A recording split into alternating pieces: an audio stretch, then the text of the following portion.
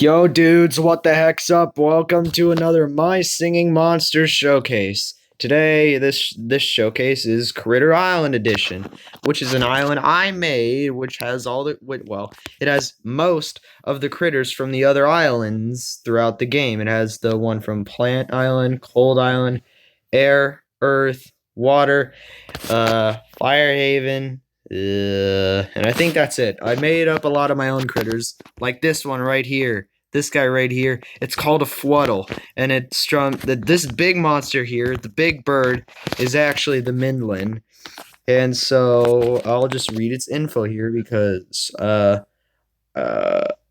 reading off of my amino posts. The little bird, it's called Fwuttle, rubs its beak on the big bird, Mindlin's, strings, producing a fiddle sound. The name comes from mandolin, though.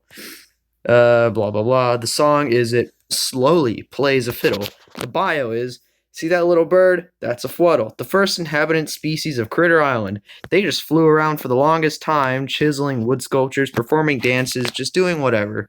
Then the Midlands showed up. Fwuttles saw that their long beak, which would always grow a single feather on the end for whatever reason, would make for a good instrument. So they hooked up some strings and started playing. The Midland just rolled with it. Factoid! The big bird, Mindlins, are said to be able to sing, but they're too shy to put the rumor to rest. You got a question, Joey? Why don't you make one based on the peacock spider? It plays its butt like a drum. That probably won't be a Critter Island monster, but heck yeah, I'd do that.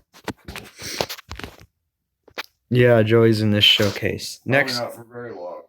Next up is the Mammals. The whole deal with these guys is that they're a little squad of critters that are cute little, this says trio, but it should be quadro. Oh, here we go. I say trio because the slug guy here, who is called Bugma, doesn't sing or play anything.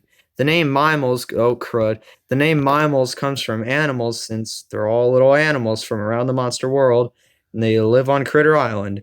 The song is the slime ball here, which is actually from Fling a Thing for all you true MSM fans.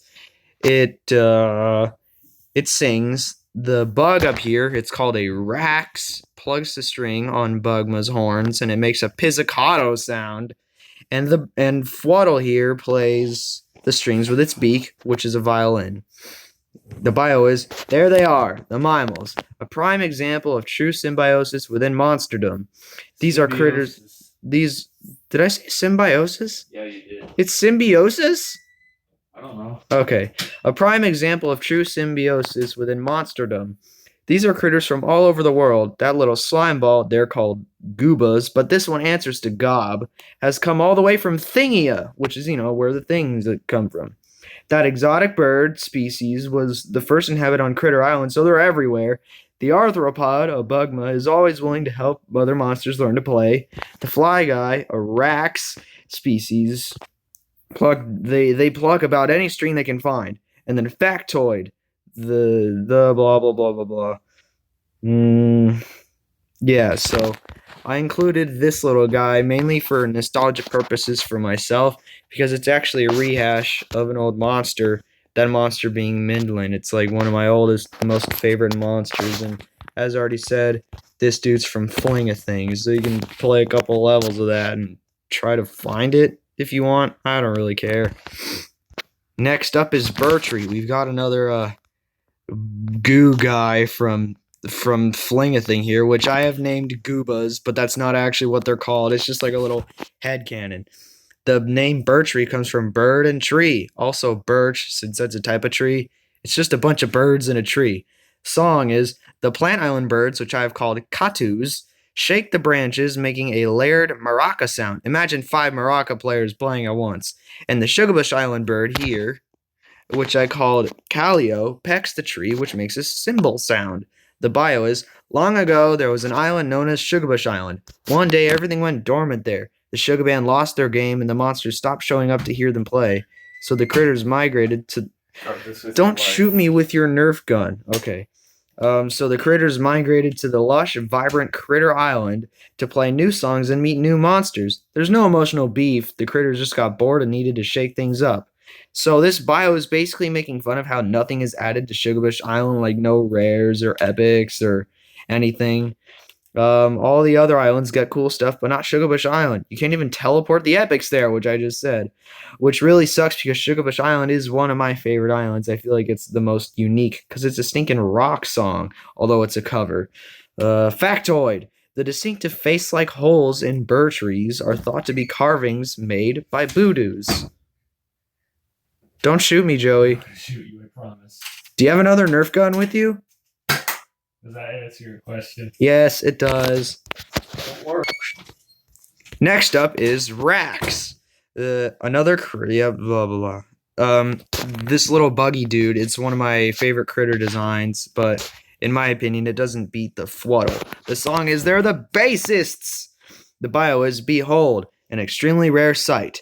Racks are known to pluck anything that is remotely pluckable, and they seem to have stumbled upon one of Ludwig's ancient webs. The webs come from his wrists, not down there. The web, being a direct offspring of the shadow element, results in it producing a deep, dark rumble whenever plucked. Racks plucking something so ancient has spread the popular rumor that they are some of the oldest critters known in existence. So, I emailed BBB a while back saying, hey, does Ludwig spin webs? And they said no. So basically, yeah, this can't be a Ludwig web, which I'm a little bit upset about. And then factoid: Raxon, which is the plural for Rax, had legs at one point. Somewhere down the line, a genetic mutation took away the legs in favor of wings. Next up is... Don't freaking shoot me, dude!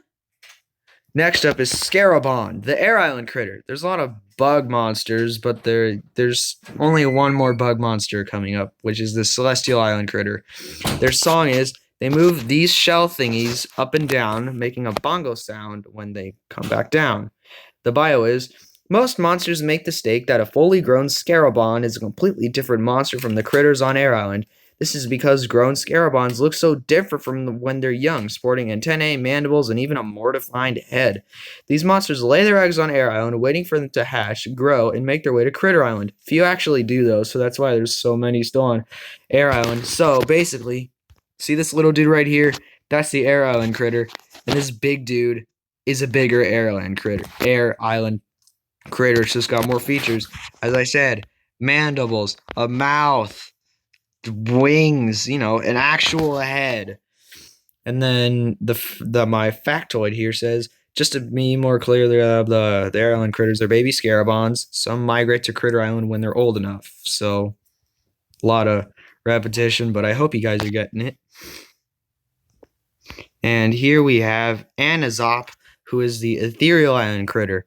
Yeah, and it says he's a big one of those dragonflies from Ethereal Island. But Anazop isn't the name of this particular one. It's the name of the species, like, holy crud, a wild Anazop. And then the song is singing. For Composer Island, I used a Fwog and Toe Jammer in this song. So it sounds kind of like a wow-woo, and I'm really sick, so my voice is probably going to crack a lot if I try to sing. So... Critter Island is a haven of harmony, a bay of balance. Monsters from the outiest skirts of the multiverse come to relax here, and the Anazop species is no exception. Their ethereal woos echo and reverberate throughout space's fabric, almost shifting it. This makes dimensional travel easier, so Anazop's song season is a popular date for dimensional tourism. And then the factoid: Ethereals aren't the only monsters that travel during Anazop's song season. Monsters of all classes do. You might find a few pummels playing in Ethereal Island at this time. So, I got another fun fact, which is courtesy of BBB for helping me come up with this. Back a long time ago when they did one of their live streams, I asked a question: what would happen if a natural monster went to Ethereal Island? And they said it would be almost like getting seasick.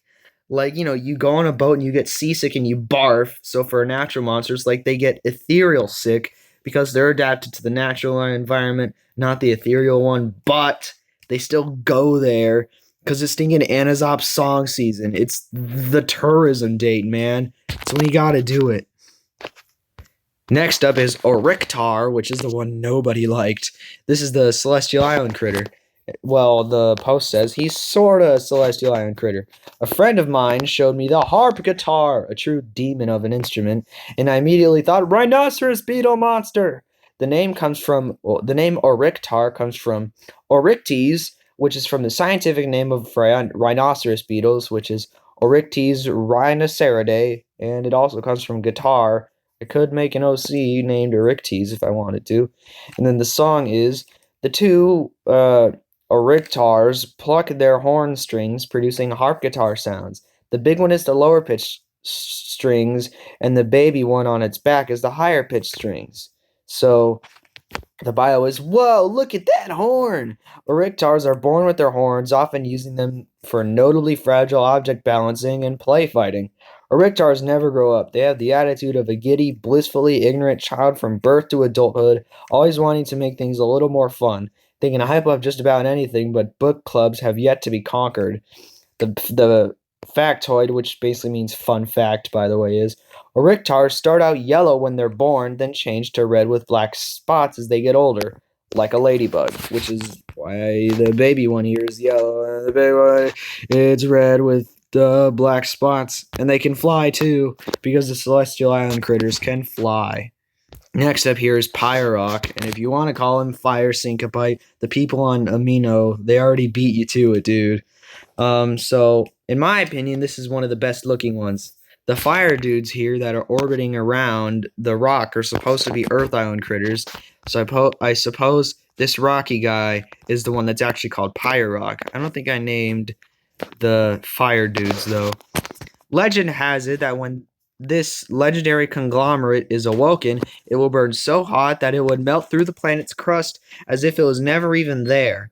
The world these monsters have come to know and love will be turned to a place of fire and earth, which isn't that bad, but elements such as cold and plant would be expected to die out. So 3-0, Fumies singing a hypnotic lullaby, keep the Pyrock asleep. So this little dude, this little guy, and this equally little guy are called Fumies, and then this lava rock man is called Pyrock. And then the factoid is, the Pyrock melting through the world is only an educated guess because it happened once in the past, long before the continental drift took place. The Fumies were brought into existence to make room for other elements by keeping Pyrocks at bay. This next one is Merilio, who is the Firehaven critter. And in this post it says, looks like I've posted all the Critter Island monsters, and it's out of order, but I missed like 3. And then the song is, he's a singer, a lot of yahs and wahs, maybe a few yees or wees. The bio is, just as the monsters have only recently found out about Firehaven, the Merilio has only recently found out about Critter Island. Firehaven is great, but Merillion, which is the plural for Merilio, are very social creatures and are always willing to meet new faces and socialize. 2 known Merilio colonies exist in the monster world, one on Firehaven and one on Critter Island, but who knows, maybe the Merillion have found other islands that the monsters have yet to visit. And then the factoid is, the plural form of Merilio is Merillion. They often travel in very large groups, ranging from 100 to 300 in size, because they always need their travel buddies, and because their bio says they're very social creatures, so they travel in giant packs. I didn't come up with like a term for a Merilio herd, so maybe you could call a herd of Merillion. I don't know. I'm too sick to come up with something off the top of my head. And then this one is called Irid II. Please ignore this yellow line that was drawn on it by a young, ignorant freak of a baby when my mom was babysitting. Irid II, based on a cute smiling cloud from Fling-a-Thing. Okay, that sentence was formed weirdly. Irid II is based on a cute smelling cloud from Fling-a-Thing. It had a rainbow by it, so I incorporated that into its multicolored arms and legs. The song is, they form clouds in the air which explode and make a little beat. And then the bio is, you could guess that an Irid II's composition is similar to that of a cloud, and you'd be right. These monsters have a high chance of being blown away in any remotely windy conditions. Luckily, Critter Island never gets that windy, which really isn't a problem. Why? They get to see all of their airheaded friends up in the sky. The sky is an Irid II's birthplace, and they float down to grow during more foggy types of weather, so that's like Irid II sex season or something. And then the factoid is, The bio would imply that irides are only born during foggy weather, which would be correct. These monsters are naturally adapted to the cold, so I guess you could say they're descendants of both air and cold elements. Crud, I just backed out of my info. And last, but let's be honest, probably least, is Bunch Air or Bunch Airs. And then the song is the bigger the bunch air, the lower the note. Each one represents a different note: do, re, mi, fa, sol, la, ti, and do, which is all 8 notes. And then the bio is each of these little or big fellas have differently formed vocal cords, causing them to be able to sing only in a specific set of notes. The larger ones tend to have the deepest notes, which can upset your stomach if you get too close. Their voices are so rumbly, but no bunch air song comes close to the representative of their elemental home, the mammoth. Factoid: each bunch air also has a different taste preference. Do is salty, re is sweet, mi is sour, fa is bitter, so is spicy, la is plain, ti is pretty dang gross, and do is whatever mold tastes like. And then I have a note down at the bottom. Do, re, mi, fa, sol, la, ti, and do are not the actual names of each bunch air. You can name them whatever you want. So I use like do, re, mi, fa, sol, la, ti, and do because those are actual musical terms that describe each note. It's not just like the name of the dipsters or whatever. And I do think that's it for this Critter Island edition Monster Showcase. I do have a comic which was basically a trailer for Critter Island I made over on Amino. So if you want me to like post that, do like a little comic dub, I'd be happy to because I already have the comic done. And that's pretty much it. Next up is going to be it's another monster showcase for another set of monsters on an island called Boogie Land. It's not like blank island, it's just Boogie Land. So look forward to that. I have no idea when it'll come out because I just upload whenever the heck I feel like it. It's sporadic, but hey, I'm just trying to have fun, man. Please don't. Okay, I was worried that I still had the recording paused. So that's gonna do it for this monster showcase. Thanks for watching. Bye, everybody.